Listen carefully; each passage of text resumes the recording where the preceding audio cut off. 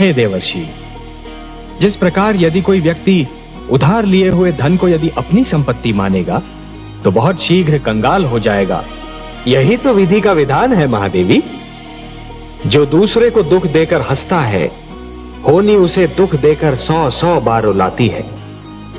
इसलिए दूसरों को दुख देने से पहले इतना अवश्य सोच लेना चाहिए कि यदि इसी दुख का वज्र अपने सिर पर गिरे तो क्या होगा। महादेवी, जिस प्रकार बिच्छू को यह ज्ञान नहीं होता कि उसका डंक केवल किसी और को नहीं स्वयं उसे भी चुभ सकता है, उसी प्रकार एक दुष्कर्मी को भी यह ज्ञान नहीं होता कि उसका दुष्कर्म स्वयं उसे भी हानि पहुंचा सकता है। महादेवी, मानव का जीवन शांत और सुखी बनाने के लिए ईश्वर ने उसके मार्ग में सहस्रों दीप जलाए हैं।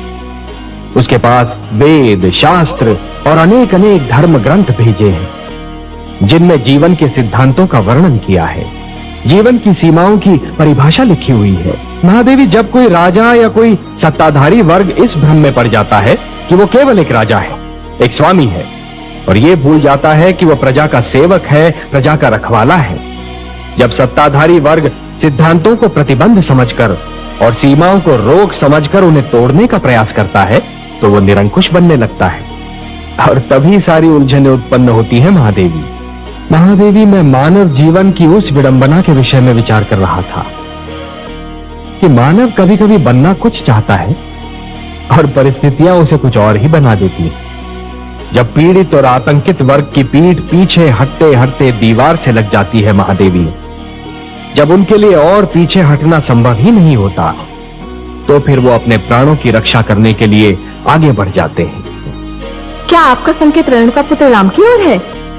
हाँ महादेवी, देखिए ना, मेरे इस अंश ने प्रथम बार पूर्ण मानव के रूप में जन्म लिया, और वो भी एक विद्वान, एक गुरु, एक आचार्य के घर में, एक सुशील नारी की गोद में जन्म लिया। उसके रूप में मानव समाज को एक विद्वान, एक गुरु और एक आचार्य भी मिल सकता था, परंतु परिस्थितियां उसे योद्धा बनने पर विवश कर रही हैं महादेवी। उसके हाथ से पुस्तक छीनकर उसमें शस्त्र थमा रही हैं।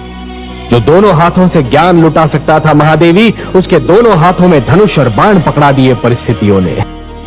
सत्ताधारी वर्ग की निरंकुशता दमन को जन्म देती है। दमन उत्पात का कारण बनता है, उत्पात अराजकता उत्पन्न करता है, और फिर अराजकता विद्रोह का रूप धारण कर लेती है महादेवी, सारा संसार मुझे पालनहार के रूप में जानता है। तो ऐसा हुआ महादेवी, जैसे श्रावण की घनघोर घटा वर्षा के स्थान पर सूरज की तपती किरणें लुटाने लगे।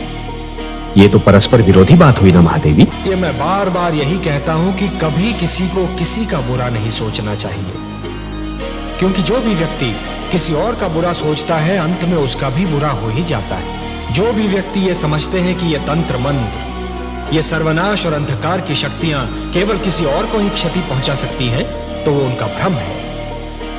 सत्य तो ये है महादेवी कि जो ईश्वर के सच्चे भक्त होते हैं, जो स्वयं ईश्वर पर संपूर्ण विश्वास करते हैं, ये तंत्र मंत्र की शक्तियां उनका बाल भी नहीं बांका कर सकती। इस प्रकार द्वेष और घृणा का मारा व्यक्ति पड़ोसी के घर को जलते हुए देख ये भूल जाता है कि उसी अग्नि की लपटें स्वयं उसका घर भी जला सकती हैं।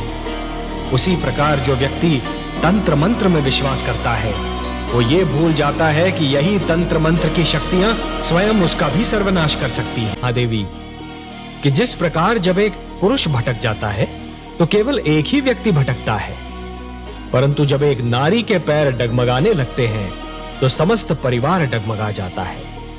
उसी प्रकार जब एक शिष्य भटकता है तो केवल एक ही छात्र भटक जाता है, परंतु जब एक गुरु भटक जाता है महादेवी, तो समस्त छात्र समाज भटक जाता है।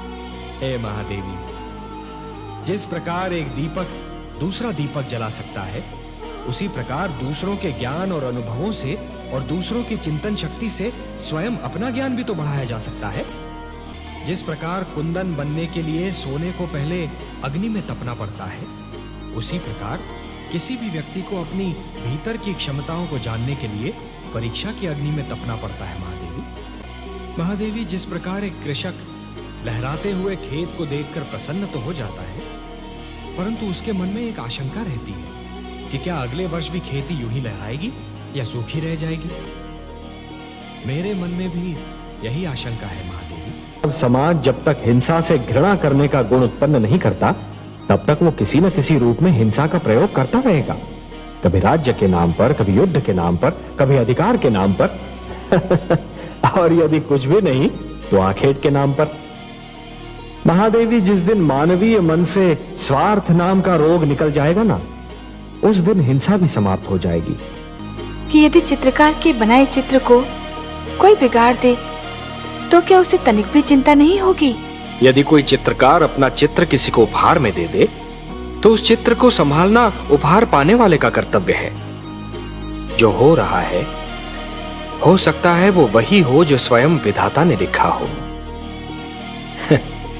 और अपना लिखा तो स्वयं विधाता भी नहीं मिटा सकते ना। हे महादेवी, हो सकता है कि ये मानव की परीक्षा हो, उसके कर्मों की परीक्षा हो। तो आप क्या चाहती थी कि हम केवल दिन बनाते और रात्रि न बनाते? फिर मानव को अंधेरे उजाले का अंतर कैसे जान पड़ता? विष न होता तो अमृत की महत्ता कैसे जानी जाती? पुष्प के साथ कांटे न होते तो पुष्प के सौंदर्य को कौन जान सकता? पतझड़ न आती तो वसंत ऋतु इतनी सुहानी कैसे लगती?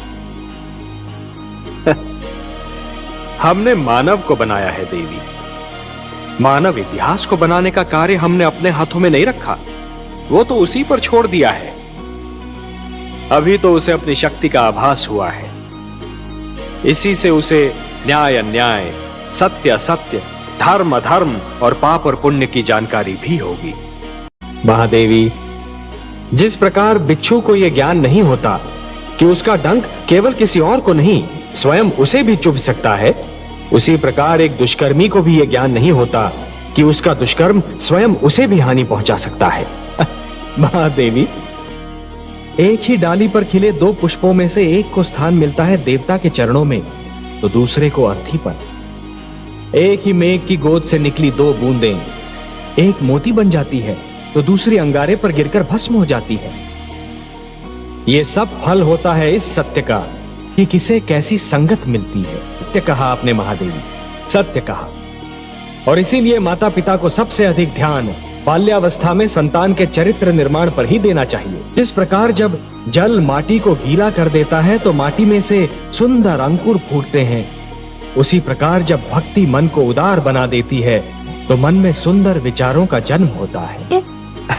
महादेवी, जिसके मन में खोट नहीं होती वो स्वयं को भी सच्चा समझता है और दूसरों को भी, और जिसे अपनी भूल का विस्मरण होता है उसे उसका दंड अवश्य मिलता है। इतिहास रचा ही इसलिए जाता है महादेवी कि आने वाली पीढ़ियां ये देख सकें कि उनके पहले की पीढ़ियों ने क्या भूल की और वो उस भूल को ना दोहराएं। यदि दोहराती हैं तो दंड पाती हैं, दुख झेलती हैं। जानता हूं महादेवी, क्षति पहुंचाने वाले को दंड देना तो बहुत सरल है, पर उसे क्षमा करना बहुत कठिन। और जो क्षति पहुंचाने वाले को क्षमा कर सकता है वो तो पूजनीय है। कमल नयन, उत्सव वो है जो आत्मा को शांति दे, जो सारे नगर का जीवन अस्त व्यस्त कर दे, जिसमें मदिरा पीकर सब अपनी सुध बुध खो बैठे। वो उत्सव नहीं, कोरा हुड़दंग है।